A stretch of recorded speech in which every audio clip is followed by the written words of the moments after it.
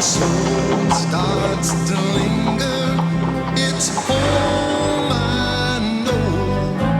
If you catch me daydreaming now and forever, thoughts are carrying me along to that place we call home. Down that long road, throughout life we roam. Along the shore of the Annapolis Basin in Nova Scotia lies the Habitation, a landmark key to the origins of the nearby town of Annapolis Royal. Situated in one of North America's oldest European settled regions, Annapolis Royal has evolved through 4 centuries of history. A history that encompasses the struggle between France and Britain for a continent. Ironic then that it was in recent decades that the town faced its most fearsome challenge, that of survival. It would take the all-out dedication of the population to grapple with modern-day neglect and breathe new life into their town. We'll look at the place from a number of angles to learn how Annapolis Royal has won its distinction as a leader in the interpretation of North American heritage.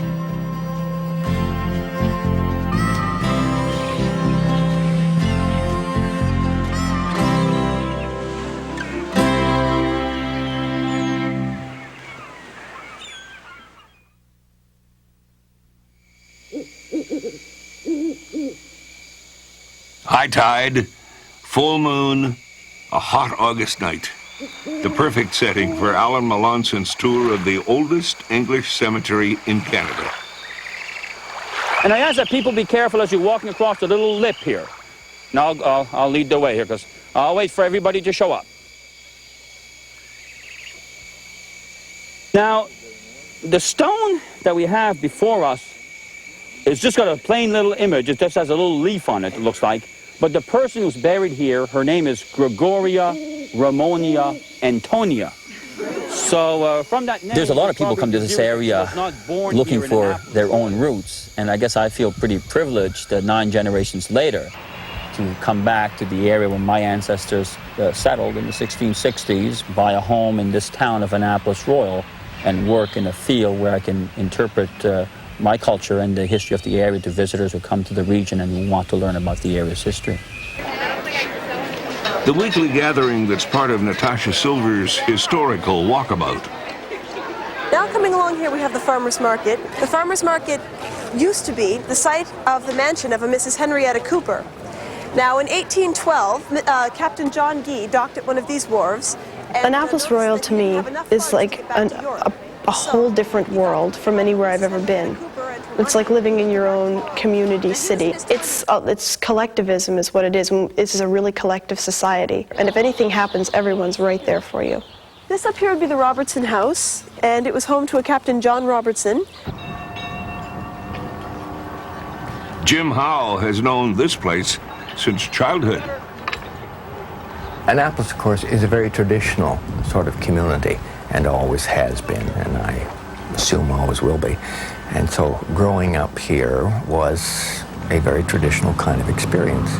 Fishing on the Lakeel River and swimming in the Power Dam and skating on the marsh. And those of us who have experienced this, you know, have that sort of, it's an unforgettable kind of experience.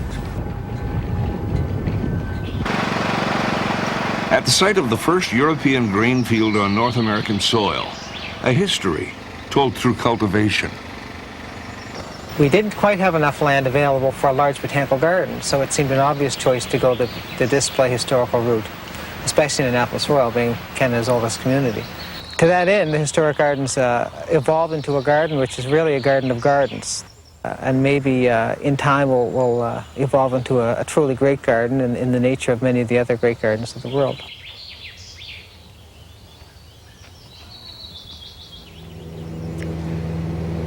With an economic pattern subject to a frequently warring France and Britain, it was often as if time itself had stopped. Historian Barry Moody. the long history of Annapolis Royal, and I think to some extent the very slow economic pace of this area meant that so many buildings of the 18th and the 19th century have survived well into the late 20th century.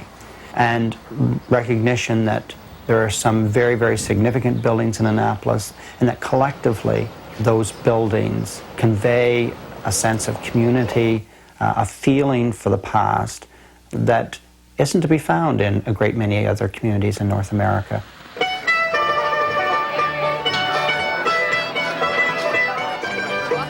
Adjacent to the Bay of Fundy, the community of 700 people is part of Annapolis County.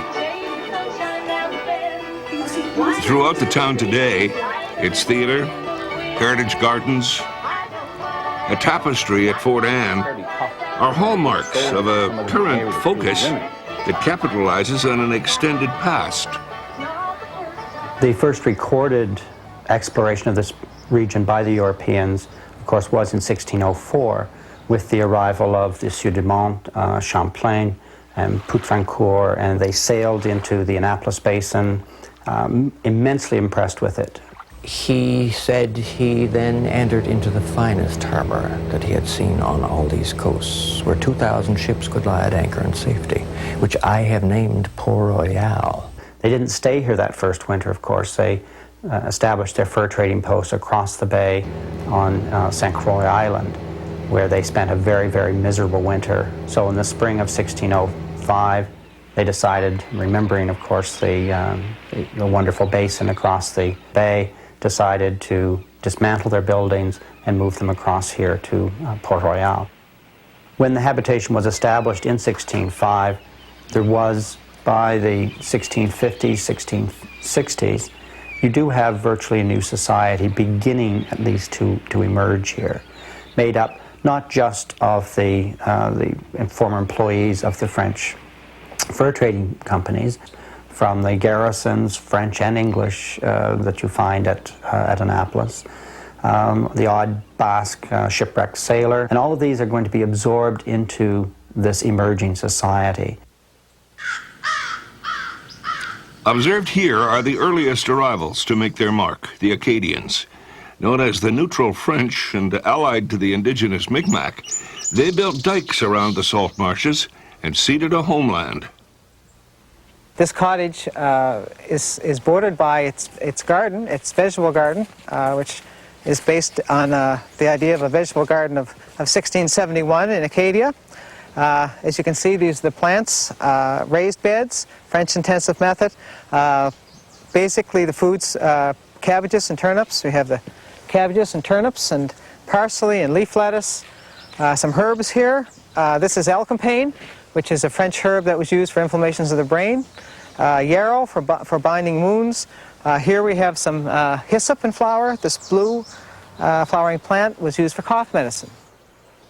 Hey, let me introduce myself to you. My name is Natasha's favorite corner of the Cecily world. Cardew. Well, that's a perfectly sweet name. Something tells me we're going to be great friends. I like you already. I'd always been interested in the theater. Well, not theater as much as acting. When I was little, I used to ask my parents to play act with me, which basically meant, you know, you be whatever character I give you, and then I'll make up a character, and then we improvise little plays as we went along. That's when my parents decided, okay, maybe we should see into getting some kind of training. I'm afraid there must be some slight error. With the roles that I'm doing, I have to add a few years. I have to be aware of myself, and that carries into my everyday life. It's kind of amazing how ever since I've been acting seriously, I'm really aware of what I'm doing with my body and how I'm carrying myself. There's no reason why I should keep it a secret of it from you. You could say a different angle to interpret the past. What I try to accomplish with the candlelight tour is to try and relate a bit of the whole story of Annapolis Royal through some of the people buried in here, and also to try and reflect a bit on man's attitude towards death as reflected in the gravestone. The stone before me is in honor of Gregoria Ramonia Antonia, and during the Napoleonic campaign, she was a camp follower who befriended the Duke of Wellington on the battlefields. Now, once the campaigns were over, he could really not take her back with him to England. So she was married off to a Major Joseph Norman, who was then posted here to Fort Anne in Annapolis Royal. She was often heard talking to the ladies of the town about her dear Duke, in reference to the Duke of Wellington, and then referring to her husband, Major Norman, as a brutal beast for breaking her china and crockerware.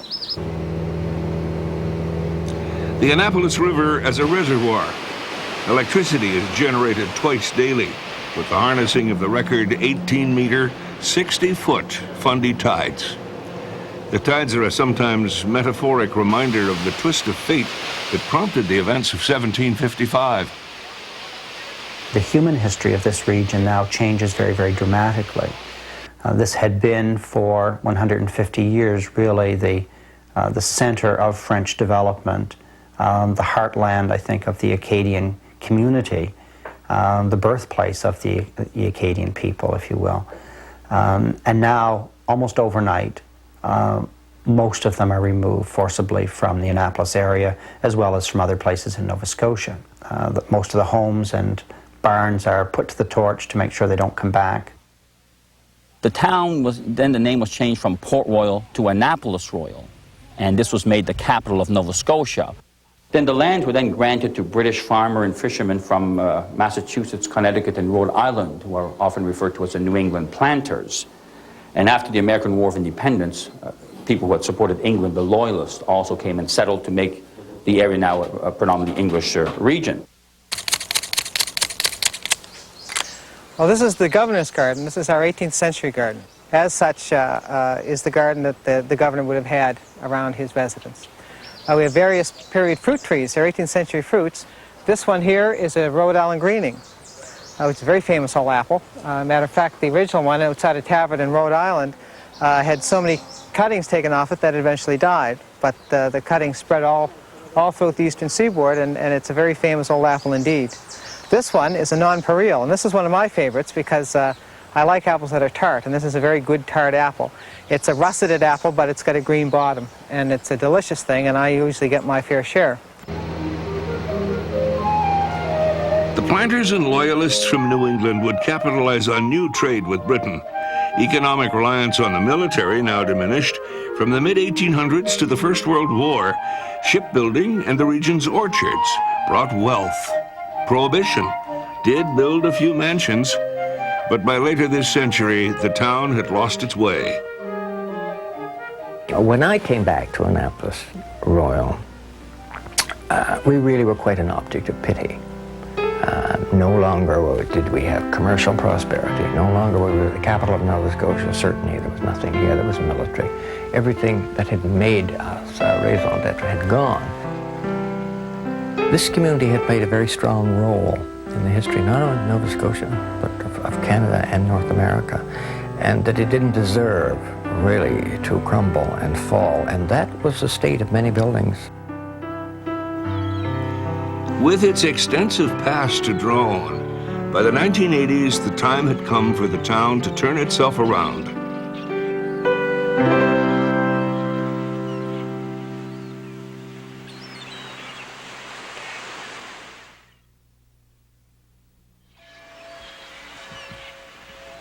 With the economic tide out for the better part of a century, a contemporary movement in Annapolis Royal was sure to avoid a repeat of events around the creation of Canada's first national park at Fort Anne in 1917. The condition of the fortifications had deteriorated, and indeed the buildings within it, and the blockhouse was in disreputable condition. It was a place where children played and became very dangerous, and so it was decided that since there were no funds to maintain this building, that the only solution was to take it down. And of course that raised the ire of the community. They wrote poetry about it, and they made furniture out of the oak timbers that had come from it. They made plaques, because Annapolis recognized that the other buildings were in equally bad shape, and that would be their fate as well. And I don't think they were really prepared to part, with their past as easily as that. Fort Anne hung as a reminder of the vulnerability of heritage sites. Yet it would take until the 1980s to finally muster the combined energies of new blood and the established population to bring on a second chance. This oldest permanent European settlement in the country would see renewal as up and down St. George Street the revitalization began. There was a great deal on which to build. And since agriculture, of course, had begun here, and since the Acadians had first grown grain here, and since the governor had had a formal garden and so on, these were themes that could be developed. Well, here we have the Odell House, and it was built in 1860 by Mr. Corey Odell, who used to ride for the Pony Express before that. The Pony Express was disbanded in 1849. You know, I hear all these stories about all these buildings around Annapolis Royal, and it's just, oh, I didn't know that. This building was founded in 1750, blah, blah, blah. It's more to it than that. It's like murders, deaths, you know, so-and-so was missing, and it's just incredible. The built heritage of Annapolis Royal is among the earliest, really, of any place in what is now the Dominion of Canada. These are all buildings of frame construction. Most of them have clay infill in the walls. The wall cavity is filled with marsh, grass, and mud mixed together, perhaps to keep out the cold winter winds.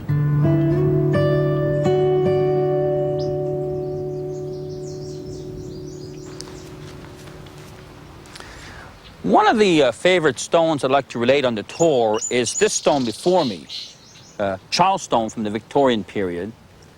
It has a naked child lying down over a blanket holding a budding rose, and there are a couple of lambs, one on each side. In the Victorian period, you see this type of stone, but you also see flowers developing. Roses had lots of symbols, and this is a classic example. We have here the stone of the mother Cassandra and the infant James Edward. Now, in the Victorian period, often if a mother died in childbirth, a large rose was given as her symbol, and if the child died shortly afterwards, you had a little budding rose where the flower had not quite blossomed into life. Established in recent times, the 10-acre Heritage Garden. Among its many themes, it stands prominently as a symbol of the rejuvenation of the community and the commitment of those who made it happen. This area is devoted mainly to varieties of ornamental grass with a few flowers thrown in to boot.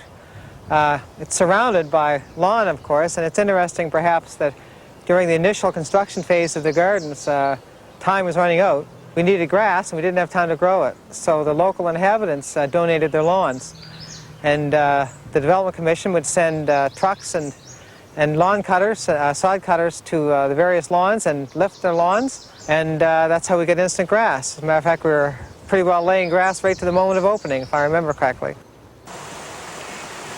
The revitalization of the town then was built partially on the architectural diversity of the community, partly on the spirit of the community and the people living in this region as well, and their determination to find new and creative ways to convey something of their sense of history. There have been scenes of violence. One of the facets, of course, that we wanted to reconstitute was theater, and the theater had become derelict. Wharf rats, of course, had driven out the patrons, and the curtains blew halfway across the street from broken windows upstairs. This was a kind of really pitiful state that Annapolis had been. It didn't deserve that, because theater had been, well, its origin really in 1606. Lescarbot would write and produce the first mask drama as a water pageant in November and present that to the governor. I'm sorry if it comes as any disappointment to you, dear Cecily. There's one place that I always go if I'm depressed, or if I'm exceptionally happy, or if I'm trying to get an inspiration to paint or to write or getting ready to perform or whatever, and that's down on the boardwalk. I'll climb out on the rocks and I'll just sit there and watch the water. It's really nice because I can look out and I can see Granville Ferry across the water, and you haven't seen anything until you've looked at Granville Ferry from Annapolis Royal or vice versa. It's just so beautiful. I would say that if there's any place to come and stay, it would be Annapolis Royal. And I see it doing a lot of things in the future. I see this town going somewhere. The Annapolis Royal area, and especially looking down the basin here, evokes really a sense of pride in my heritage and a sense of honor really of being able to interpret this history, which is my history, which is the history of the town, to the visiting public. Well, before you, the Fort Anne Heritage Tapestry explains 4 centuries of history in the Annapolis Royal area. We're quite fortunate to have a very good designer. 4 centuries of history. Domain of the Micmac, Acadian refuge, military pawn, colonial capital, commercial center. A coat of many colors, worn by the birthplace of a nation. I think I would always be a small town individual. I can relate to the community, and I certainly enjoy its past very much because I think that it's very rich. And I think that's an important part of a community, really, that it's not what is superficial, but it's what lies in the shadows and what's in depth here. And certainly, the events that have happened here in 4 centuries have illustrated this, you know, to a degree that it's here, it permeates somewhere back there in the shadows. I first came to this area seriously to work as a student guide at the Habitation when I was a university student. I then went on to graduate work, and I did my master's and my PhD, both on Annapolis Royal topics. By the time I'd finished my doctorate, I'd already bought this particular house where I had boarded when I was a guide at the Habitation. And so, in some respects, I've never really left the area since I first came here in 1966. But it sort of did pull me back. And I've seen that happen for really a remarkable number of people who are attracted by various aspects of the life and the community here. I often recall the comment by Champlain. He wrote at one point about the Habitation here at Port Royal. He wrote, "And here we live joyously."